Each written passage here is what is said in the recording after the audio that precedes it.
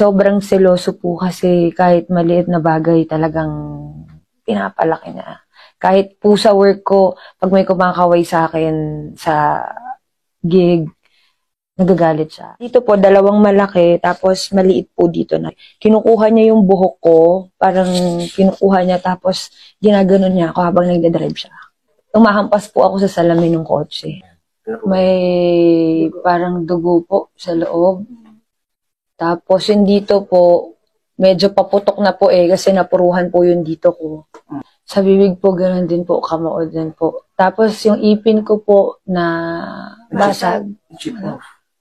Ganun kalakas po yung Opo, kaya eto po, nakatahi na po.